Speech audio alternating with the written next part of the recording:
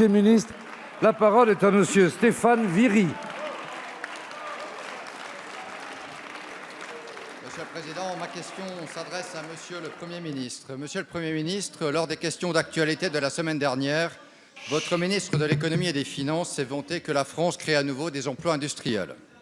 Cela est peut-être vrai dans les projections parisiennes de Bercy. Mais qu'en est-il sur le terrain, Monsieur le Premier ministre? Voyons-nous dans les territoires industriels, dans les territoires ruraux, des créations d'emplois? Voyons-nous les personnes retrouver massivement le chemin de l'emploi? La réponse est non.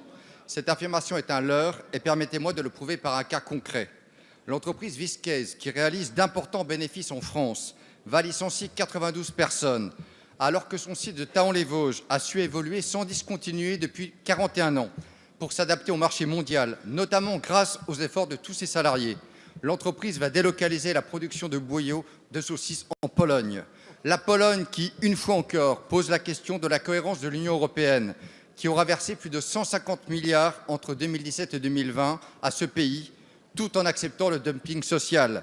Cette même Pologne qui faisait l'objet de la fureur du candidat Macron, disant en 2017, et je le cite, « Dans les 3 mois qui suivront mon élection, il y aura une décision prise sur la Pologne. Je mets ma responsabilité sur la table sur ce sujet. » Où sont les décisions sur les délocalisations en Pologne? Où est la promesse du candidat Macron?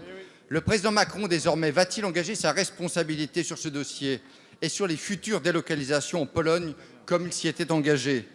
Alors, Monsieur le Premier ministre, vous et votre gouvernement, qui, pour le ministre de l'économie, tout va pour le meilleur des mondes dans le milieu industriel. Pourtant, la réalité est tout autre. Dès lors, concrètement, qu'allez-vous entreprendre pour non seulement sauver les 92 salariés des Vosges et leurs familles, mais également pour relancer la politique industrielle dans son ensemble dans notre pays? Je vous remercie pour votre réponse précise. Merci, chers collègues. La parole est à monsieur Bruno Le Maire, ministre de l'Économie et des Finances. Monsieur le Président, Mesdames et Messieurs les députés, Monsieur le député Viry, je vais vous dire la meilleure façon de lutter contre les délocalisations, c'est encore de rendre notre territoire attractif. C'est de voter l'allègement des charges. C'est de voter ce qui a été décidé par le Premier ministre sur le suramortissement des machines. C'est de voter la simplification des seuils sociaux qui est prévue dans la loi Pacte. Alors encore un effort, messieurs les Républicains, ne vous abstenez pas sur le plan pour la croissance et la transformation des entreprises, votez pour et vous lutterez contre les délocalisations.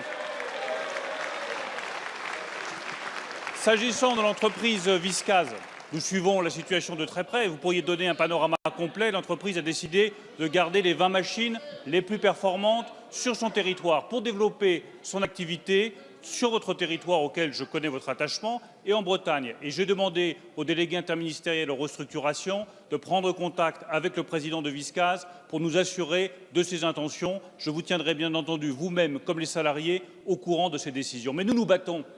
Nous nous battons pour garder GMS dans la Creuse et nous avons gardé l'entreprise ouverte. Nous nous battons pour Altifort puisse reprendre le site d'Ascoval dans le Nord où nous savons que la situation aujourd'hui est difficile sur un marché de l'acier qui est totalement déprimé.